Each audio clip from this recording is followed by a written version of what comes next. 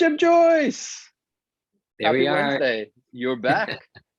You're not Awesome. as good looking as just DaMassa, but you know. Yeah, no chance. Distant second. I listened, delighted. I thought it was a great. How did you feel? What was it like? What was the comparison? You know, I think even though we did it over the same, Zoom squares, like seeing people, and Murray was in the hallway, like, etc. It was just a different vibe to it all. Right. But here we're so close and yet so far here for the amazing tomorrow HealthXL event. Yeah, when did you get gathering. in? You just got in now? No, a couple of hours ago, but I've been like, just on calls up until, and I know that, our session here stands between, well, us and the drinks with the rest of the crew, whoever came in at the pub. So maybe with that, I don't know. Any other news? Any happenings? I haven't even looked at anything. Just this week has been insane, but insane. I think that big, like your buddies there signed that big deal. That we talked about that last time, probably. The transparent Walmart deal was a big deal, right? Yeah, I think we did talk about that. That's right. Yeah. In the marketplace, I don't know. WeWork going public, but they're not digital health. That's a big deal. No, but actually, shout out to Glenn. I didn't watch the whole thing, but he was in the interviewer seat, interviewing the folks that wrote. Why am I blanking out on the names? But two journalists that wrote about the WeWork. The WeWork. Okay. I haven't. So he was interviewing them. But anyway. Awesome. So let's let our wonderful guest in. Awesome. I'm excited about this. Lina Behrens coming all the way from Germany to also Dublin. We're so close and yet so far. And we'll see each other. There she is. Hey. Lina, we'll see you in like 40 minutes in person. Amazing. Welcome to Dublin. Are you in the same hotel as Eugene? I don't think so, actually. It looks very different, Eugene, your background. My style of here. Yeah, I'm on the Hilton here. I'm a Hilton kind of guy, just because I've been a Hilton guy for a decade or something. So, are you on the canal? It's a very good question. I'm somewhere north of the canal. I literally arrived 5 minutes ago, so get back to Dublin. It's been a while last year. Is that the last time I saw you was in Dublin? I feel like that was the last time I saw you in Dublin. Yeah, I think so also. I actually was here quite often when I still lived in London. Okay. But I'm back now. Also, I was told that my odd German accent sometimes sounds Irish, which I'm not sure I agree with, but it's definitely not like a typical German accent. And I think as we go through your history or story, not just history, I think people will recognize you've been in many places. So for our millions and millions of viewers and listeners, tell us who Lina Behrens is. Sure, absolutely. And I'm very happy to be here. Obviously, I've listened to quite a few of the episodes already. So I'm Lina. I'm one of the managing directors at Flying Health. We are an ecosystem for next generation healthcare based in Berlin. So I'm German, from northern Germany, actually very important, from Bremen. Originally left Germany just after my high school, spent 13 years abroad, before then moving to Berlin now it's nearly 4 years ago, like 3.5 years ago or so. Oh, that's all. Sorry? It's only been 4 years you're back in Germany. Yeah, absolutely. So it sometimes happens that people in the German healthcare system ask me make comments about developments that were like 10 years ago. And I'm like, I'm not sure I followed it that deeply. So still struggling with the German and English language at the same time. I studied in Switzerland. I'm an economist by training, and then moved to the UK. So spent 6 years in London, worked there very classically in strategy consulting, which brought me to Dublin a few times for a couple of projects. always in the intersection of healthcare, technology advantage at the time, and then had the chance to join a social enterprise called Social Finance that was also based in London. If you have heard of the concept of social impact bonds, they developed that idea. So worked in health and social care, got to see a lot of the different areas in England, actually. It was lovely walking along Hadrian's Wall, seeing Salford, Essex, other places. Yeah, and then in 2016 decided to leave London, actually triggered by Brexit, I have to say. Although I took the decision before the actual referendum took place, and yeah, then moved to Bogota. Bogota. Yeah, Colombia. You didn't know that, Jim, right? I don't think I knew that. We're big Bogota. Me and Eugene are big Bogota fans. By the way, before we go to Bogota, did you say you're from Bremen, right? Yes. Okay, so I'm gonna load this up for the viewers. Hold on. This is kind of crazy. Okay. So when I was growing up in the old kind of USSR, there was it was called Bremen Musicians. And this is the cartoon that I used to watch about Bremen musicians in the old USSR. Just a little fact. I should use that for HealthXL facts. Yeah. I mean, Jim, you should also know it. I think in Ireland, you also have the Bremen City Musicians, no? As a little... I have no idea. I have no. We might. I just probably don't know. Yeah. So we actually have a statue in Bremen, and everybody is always very disappointed because it's so small and not very interested. It's like the Alamo. It's like when you go to see the Alamo in Texas, and it's just like a tiny wall that like a tall person could jump over.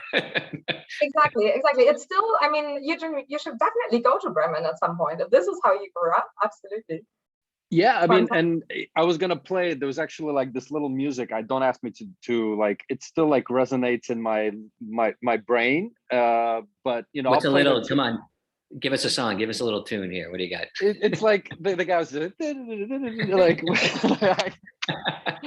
This is the first and only time that you will see that little 3 seconds of it. Except in an hour from now at Donaghy Nesbitt's in the pub, in an hour. All right, fair enough. I think so. After a couple of Guinness, then maybe you can do that, but also tomorrow for the whole HealthXL community. Okay, so let's go to Bogota. Bogota, yeah. Yes, sorry, I totally started where did I go? My fault. So then Bogota, I mean, all cities a good city start with a B. So Bremen, Bogota, Berlin, so Boston. And Dublin at least has a B inside, right? And yeah, moved to Bogota and joined one of the largest company builders in Latin America. This time not focused on healthcare, so I did a lot of things, such as leading a school bus company, realizing that it didn't quite work out in the way that it was planned, and then had to close it. I ran a restaurant chain for a little while, also quite unexpected challenges there, and opened the office for a fintech that was already present in Bogota, where we moved to Medellin, also or opened the second office there. So very different kind of work there. What struck you about living in Colombia? What was the biggest lesson? Like when you think back on living in Colombia, what blew you away? I mean, for me, it was absolutely the most wonderful place to be, because people are so incredibly welcoming and live in the moment. And I mean, obviously, you probably know about the history that is a bit complicated in Colombia, so they would have all the reasons. Also still today, there's quite a lot of issues. And also at the time when I was there, but still people would just like, I don't know, live in the moment, live in the day. And there's actually a few surveys done on a global level asking how happy people are, and Colombia quite often comes up top. So for me, that was one of the most amazing things. I tell you, this was obviously pre-COVID, and I think you and I, Lina, had a chat actually at another HealthXL event where you told me about Colombia. Marina and I we did like a 5-day getaway in Cartagena, and things that you kind of watch the movies about or read about, just like, it was just an amazing trip, amazing people, amazing food. Oh, that's ceviche. But anyway, it brought me back. So it's funny because just as you were going to Cartagena, and you text me, I'm like, I'm already in Cartagena. Oh yeah, I was in right, Cartagena beforehand, and you were booked into the same hotel I was booked into. Because right? no, you told us about the hotel. We're looking. So okay. anyway. Did you actually meet over there then? No, we would just happened to be like within weeks. I think it was within a couple of weeks. Yeah, exactly.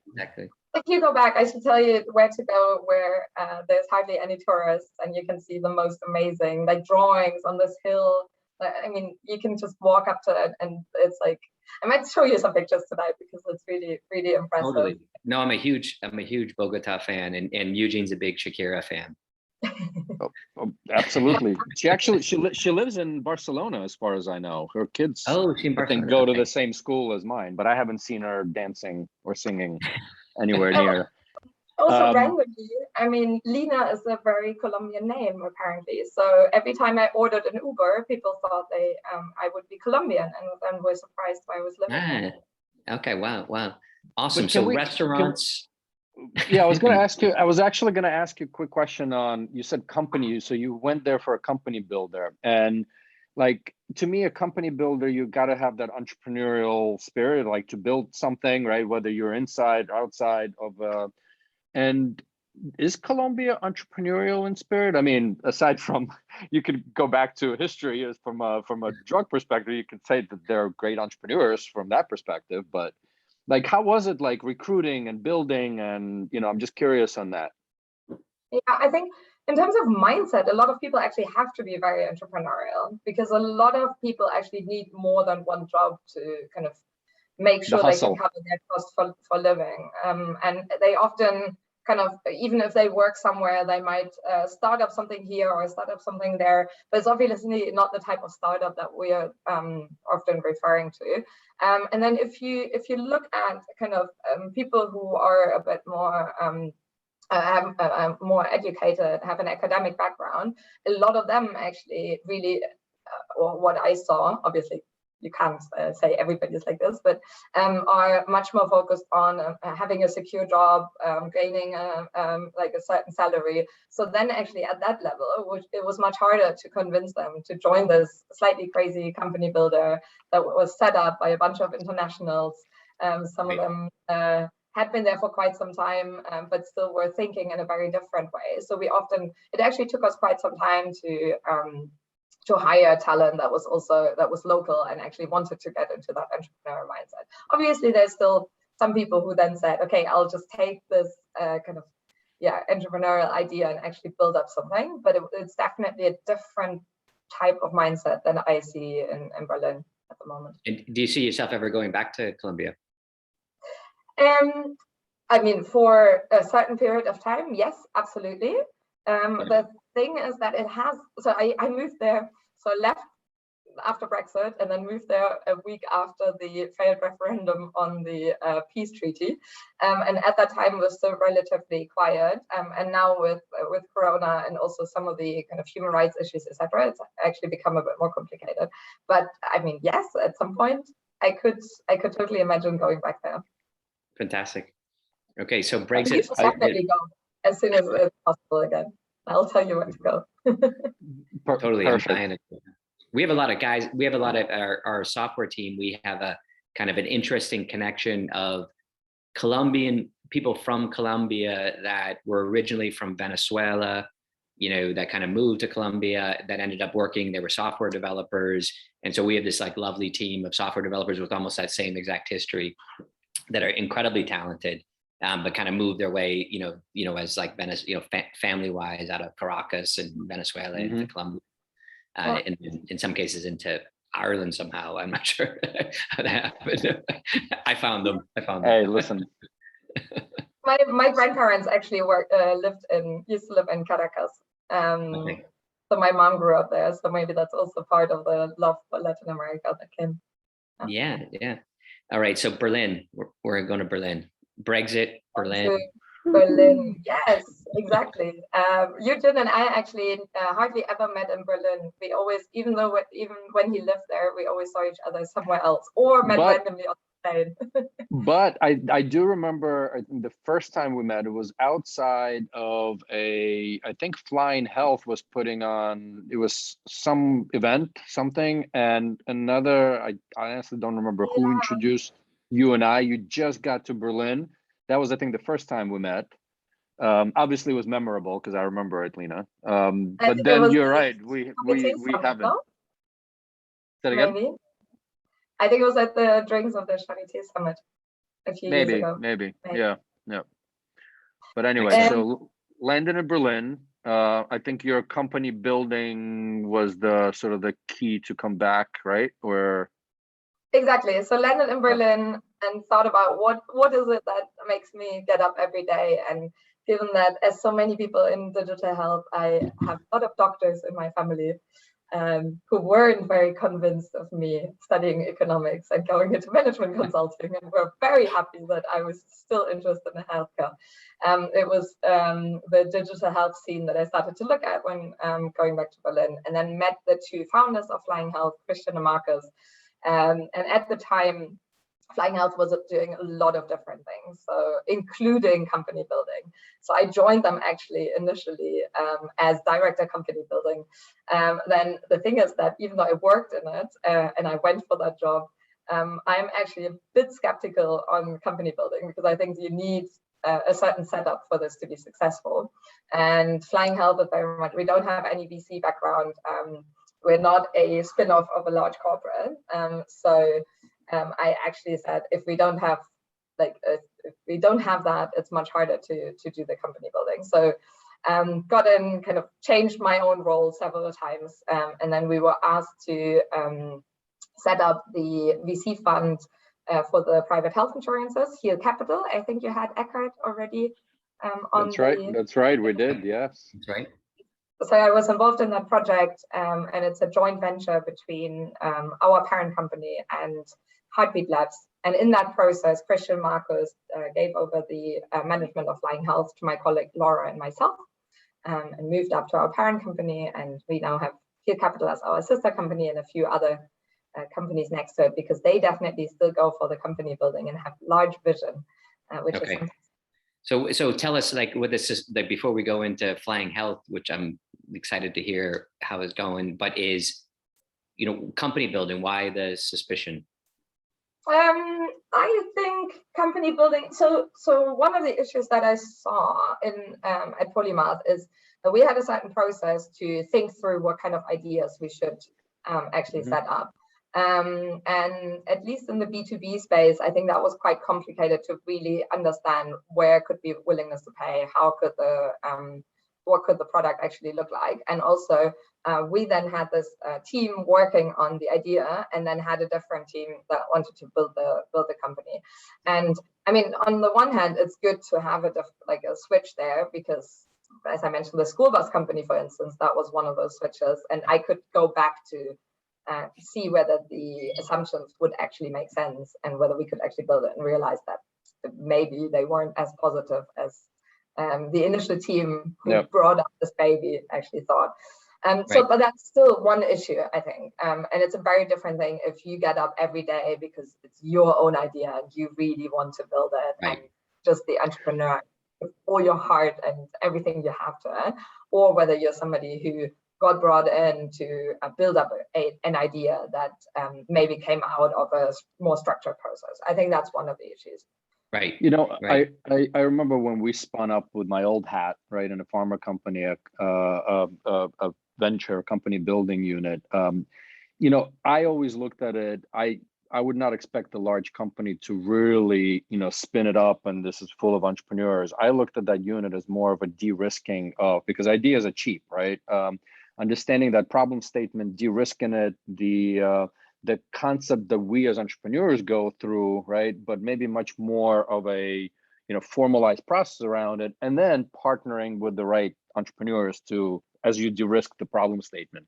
Now, I do think that something like, I've been just watching Redesign Health, and there's a number of folks like, Missy Krasner that came in and others. I actually think it's an interesting way because they are looking at the market. They have LPs in their fund. They co-invest with others, and then they basically bring in a founding team that comes with that experience and want to build again, right? Like, I think there's a few of these kind of companies, and I look at that as almost like a great setup. And some of these LPs are strategic corporates, I'm sure, right? Yeah. Yeah, and I think there's certain ways to set it up, but you need to really think through why should your company builder be successful and what do you need for it? And you need the right ideas. So the question is, how do you get the ideas? You need the right team and make sure that they are aligned, but neither too closely involved nor too far ahead. And you need the resources to really go in. And then the question is, what kind of resources does the company builder provide? So is it services? So do you have shared services, which make sense? Make a lot of sense, especially at the beginning of building up a company. And then the question is, how do you bring in the finance, right? But at the time, at least when I looked at what we were doing at Flying Health, the way we were set up, I thought it might not be quite the right thing to do everything at once. At that time. Right. Focus, well, you know, right? I've seen like lots of examples recently, and I won't name them because I don't want to call them out, but like where it felt like they also, you know, people did company building where, you know, a company was heavily capitalized. They were, had major backers behind them. You know, they had a thesis over a certain specific opportunity, and they kind of almost had an immediate pathway to some level of revenue or business or clinical development stage, right? So the first, say 2 or 3 years of what they were going to focus on was incredibly clear, you know, with lots of resources. So that starts to feel more like a very talented person in a job versus an entrepreneurial, pursuit of finding and searching. And, so it's like, we need to go after these clients and go after this, or bring the product through this development phase, like the first phase of, so I feel like that where they just de-risk so many aspects of it, but it takes a lot of money and it takes, access to customers from the beginning. So I've seen that work more recently. Yeah, I could see that. And there's quite a few company builders who are successful, right? No, absolutely. I just think people need to just doing company building, same as just saying you're a startup doesn't make you successful, right? Yeah, I mean, early days, we did some investments with HealthXL, early in our iteration, and it was absolute fun. It was complete madness. Some of the companies, made it out the other side, but it wasn't easy and was not a guaranteed living. I think it was actually a relatively good ratio. I think at least one that got acquired by a Dutch firm. I can't remember the name. So it was a good shot at it. Two or three kind of made proper businesses, out of it, about 10 or so. We'll have to ask Marty and the P&L from that year or something, right? But maybe you should go back in time and have a look at it and go back to. No, I think we might just go like this. Okay, so now Flying Health. So you've joined the team at Flying Health. What's happening there? How's it going? How are you feeling about it? Yeah, no, I absolutely love it. So I joined when we were, I think, about 7 or 8 people. I was the first one bringing in experience from kind of other companies. So was the first to join the management team. As I said, at the beginning, I had different roles. And then 2 years ago, my colleague Laura and I took over the management of the company. And we focused much more on our business model, which is basically, well, we call it an ecosystem for next generation healthcare, but it's basically boutique consulting for next generation healthcare with a strong expertise. So kind of a think tank part to it and a very strong network. And we're obviously, given that we are Berlin based, our network is very strong in Germany, but increasingly also more internationally. And we work with all different actors, kind of traditional actors in the healthcare system. So hospital groups, health insurances, pharma, medtech. I've also worked with automotive companies that are looking at the healthcare field, or consumer goods companies. So vision is healthcare will not be as separate from our daily life as it is today. So we want to kind of bring in all the different actors that are relevant for it. And we also very strongly believe that if you want to actually change something, given how complex healthcare is, as we all know, you can't only kind of change one dial. You really need to think through what does that mean for all the different pieces of the puzzle, and then bring everyone at the table to actually kind of do this together. Yeah, and then we also work with quite a few startups, especially with the DiGa pathway that you both obviously know a lot about. There's quite a few companies reaching out to us to help them understand the German landscape and understand how to be successful there. So, and I think you guys have some, before we jump into DiGa, I think, in this market, I think you guys also been able to get some great peeps, right? Like, I think Florian, who I've met through sort of the startup scene also. I'm trying to remember Jennifer. She's a G4A alum. Jennifer Buff. Yeah. I can never pronounce it. Okay. I didn't know that you remember her. That you know her. Yeah. She was an intern at Bayer G4A. Yeah. In October. So we prepped her for you. Nah. Fantastic. Very happy to hear that. Yeah, Florian actually used to be the CEO of MSense, and actually was that's all right. Bringing one of the first DiGa into the market. So that was obviously very, very helpful experience. Yeah. Okay, so give us your wisdom. Where's DiGa at? Where's DiGa at? So we are actually at 24 DiGa. I checked the numbers again just before going in, so to make sure that we are all on the same page. I get it from Brian Dolan. He updates it in his own. He reads German probably, and then Right. So 24. 24. Last week, I think was the fourth that came in, and out of those, that there's the two different paths, right? So you can be listed preliminarily or permanently. So we have 6 now that are listed permanently. I think what is really interesting, the 6 are basically 4 of them are from the same company. So Gaia. Then Somnio is one that has been in there for quite some time, and then the last DiGa that was listed was Hello Better with stress and burnout. So that was we actually work with them, so it's fantastic that they are also been listed permanently. And the other 18 are all on the track to try and gather all the evidence. They have a year, some of them, which obviously some of them have been in there nearly a year by now, because it was, I think, the 5th or 6th of October last year that the first ones were listed. As far as I know, one of them has prolonged the pricing negotiation.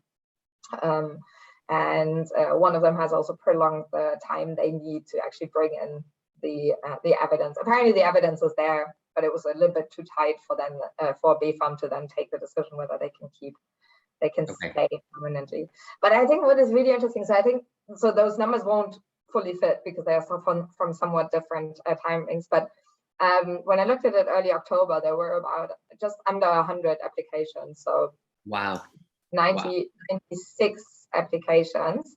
At that time, there were 20 that had been approved already. So as I said, I don't have the very recent figures. Right. And then of the remaining, so sorry, there were 27 that were still in the process of being looked at. So it's 69 that were at the time where a decision was taken, of which 20 got in, 4 got rejected, and the remaining 45 decided to withdraw, which is a huge number, right? Of companies that decided to apply. That's crazy. Well, it's product necessarily, because to your point, 4 out of 6, it's product, not necessarily. So it's actually applications, right? So some of them might have withdrawn and then come back in again. But I think it also shows, because in Germany there's all this discussion whether or not the BfArM is maybe being too nice because of the 12-month period that they can still gather the other evidence. And I think this shows that they do give quite strong feedback if they don't think that the measures are being taken. So then companies can withdraw, review, and potentially come back in again. It's interesting because I saw something in exits and outcomes, and I don't remember the numbers, but there was 1 or 2 or few of them up for negotiation, right? So you mentioned 6 were now accepted permanently, and some of the pricing was actually went upwards, which was honestly great to see from an investment perspective. From and I wasn't that significant upwards from what I remember, but it was just interesting to see. I'm not sure the Association of the Statutory Health Insurances thought it was that positive. No, I agree. But that to me, I don't think it's, and again, I'm not in those negotiations, but I'd be kind of curious to see, because if the outcomes in the 12 months, right, or the data that the companies presented back makes sense from avoidance of other costs, et cetera, maybe that is the case, right? So maybe the sick funds are actually happy to pay an extra $100 for the year, but that, saves other costs. I don't know. Yeah, absolutely. And I mean, we have a lot of discussions about this, right? So how do you price a product which doesn't have the evidence? Could there be a scenario where you go in with a lower price potentially, and then because you gather the evidence, you actually manage to negotiate a higher price? I think one of the most important things to keep in mind is that the Association of the Statutory Health Insurances have done negotiations with pharma companies for a very long time, so they're very skilled negotiators. So I think it's quite important to keep that in mind when you go in. Like, it's not right. Just, let's talk about pricing. Yeah, sounds easy, but from the conversations I've had, I think people did realize maybe they need to prep for it a little bit. It's going to be interesting to see, and I'm going to do like a little shout out. I just met him literally, I think yesterday we had a call for the first time through Anish, Stan Sugarman. He just joined Gaia as a chief commercial officer. So it'd be interesting to see, because, I love the products, but it's very much been an R&D kind of play, right, to date, right? And they've been around for 20 years, I just learned, right? Something like that. It's crazy. Absolutely. And they have quite a few pharma corporations, both in Germany and also abroad. Right. Yep. And so traction. Yeah. Just because you're eligible and there is a reimbursement, that doesn't mean that it's being put into patients and consumers, quote unquote, hands. Absolutely. It's one of the issues, like the people celebrating once they're listed, same as before when they had the selective contracts. Well, now the work starts, right? So now you need to talk to doctors, to patients. Germany is a very, very conservative country. At least to me, it feels like it when I moved back. To be honest, I hadn't maybe not quite realized before coming back and lived there. And there's a lot of people who are very happy to do the same thing as they have done for the last decades. A lot of there's not that many physicians who are actually thinking that this is a fantastic idea. Also, they are not. There is some reimbursement for them to actually explain it and prescribe it, but quite a few of them are also like, why would I need to go into all the details to go there? I think that there's different. So the companies have taken different approaches for it. So there's some that went for the traditional kind of pharma corporations. So Gaia with DiPa being one. There's one or two other ones that are really trying to not build up their own sales force, but have people go and knock at the door, etc. There's a few that have actually built up their own sales organization. I think it's 5 of the listed DiGa that have built up their own sales organization. They just hired a couple of new people, so it's very recent. So it's hard to say how they are to actually go out there. And then there's a few that just go kind of one by one. I think, from what I've seen, obviously you need to look at the time that they've spent in there. So the current estimates are that by the end of the year, there's about 50,000 DiGa codes that were surprised. I think in June it was about 20,000 at the time. So we're still talking very low numbers, right? I spoke to some health insurances recently, and they said if you compare it to like the downloads they had for their own programs, it's small. Now it's pretty marginal. But there's so much education that is still needed. Right. But I think it's also one of the reasons why the VC funds are still a little bit skeptical about. Especially in Europe. And obviously this is for Europe, and I think we've asked that question to Eckhart, right? And this is not the first one. It's kind of like DiGa doesn't really mean anything to us from a perspective of real scale, right? Wait and see. No, absolutely, and I think it's one way to get into the system and be able to be to pre-prescribe. But unless you crack every single clinician in your area knows that DiGa exists, that your DiGa exists, and that you are the one that they should prescribe, it's very hard. Mm-hmm. Obviously, I mean, that's another thing that I often talk to founders about. Like a lot of very large companies have tried to get physicians to prescribe their own products. And there's quite a lot of regulation around this. So you also can't just go out and just tell them this is or the other way. And I think I'm very curious to see if we see any issues with that later on, because right. You have these new actors explaining their products in the marketplace that don't have the same regulatory infrastructure of a device company, a traditional one, or pharma company, right? Yeah. So there could be some concerns, Yeah, absolutely. But I mean, different type of traction. Macron just said that they want to copy the DiGa pathway to France, and there will be a roundtable in a couple of weeks to actually share lessons from Germany also. Yeah, we got Germany, we got Belgium, we got France. I know Roberto was talking about there's some things are coming in Italy, right? And I think all eyes will be on some of these larger countries, right? That to see how the impact is. I feel like the NHS is interesting too. Like we've put in our product in and got an NHSX approval and put it through, and it feels like it's clarifying, a little bit in the the NHS directorate is kind of moving in the right direction. Although there's another NHS reform coming up, right? So in April there will be a new organization. At least it's less than before, but I guess they don't have even if you go through NHS or the NICE link, you don't have the link to the reimbursement, right? It's still very separate. Right. I still remember, I think it was at the Financial Times Summit in Berlin, Jens Spahn was just, I think, like kicking it off and talking about it. And I haven't seen him come on stage. I wonder if he still has as much energy as he did then, right? Because I mean, I think given the C-19, which we're not supposed to say, and pushing this through, I mean, it just. We had an election recently, so it's pretty clear that will not be the health minister anymore. Okay, I didn't know. I'm not following it as closely. So, okay. Yeah. So he even prior to the election already suggested that if the CDU won, he would most likely prefer going into somewhat a different direction. He could potentially. I think he said if he needed to stay, he would also stay.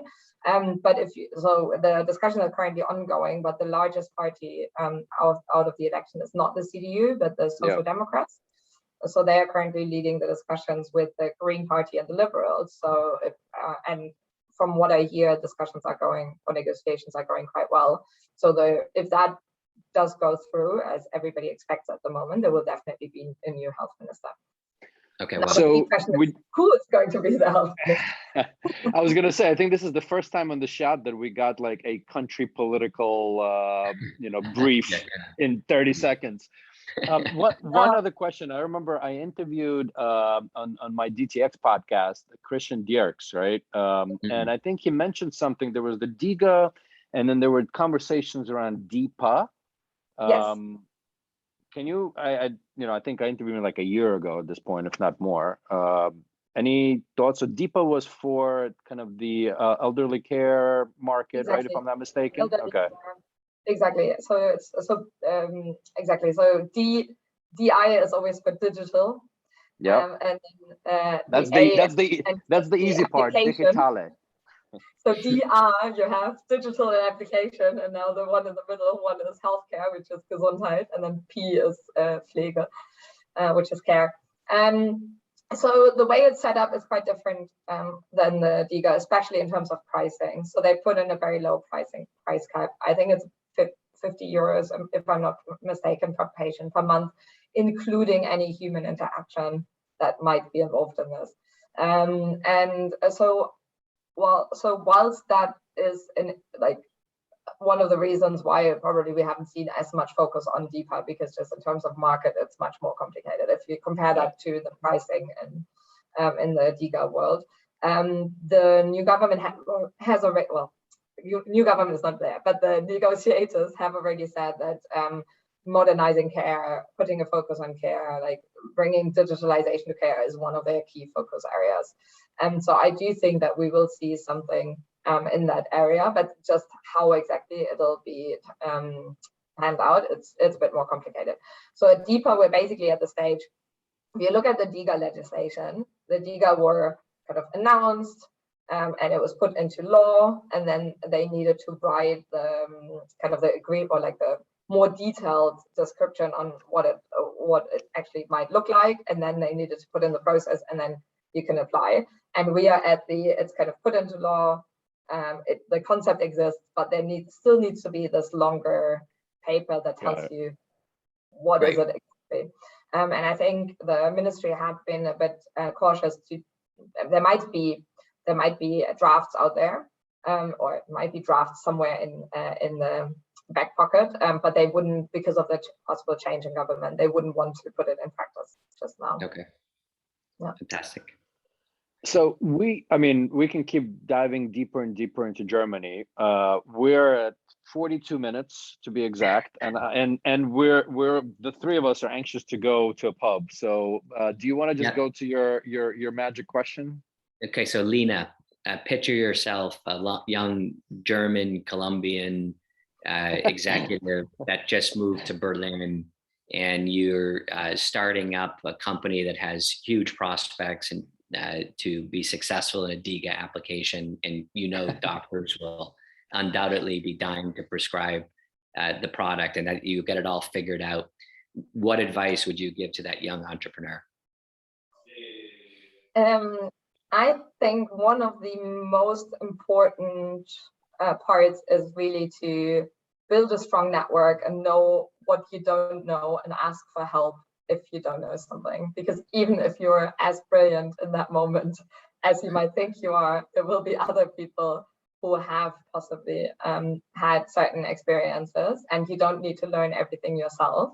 And really trying to listen to other people and ask the right questions. And then at the same time, if everybody tells you this doesn't work, don't lose your hope and find some way that you get up still, and that your eyes are still smiling, and that you really want to achieve that vision that you're aiming.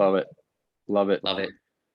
So in about 20 minutes, I will see you guys. I need to upload this. This was great. And I will learn from the both of you and many others that are at the pub. Keep your eyes smiling. It sounds like a very Irish expression. So it's a good way to leave it. We'll see you at Donaghy and Nesbitt's in a few minutes. See you soon. See you. Bye. Thanks for coming. Bye.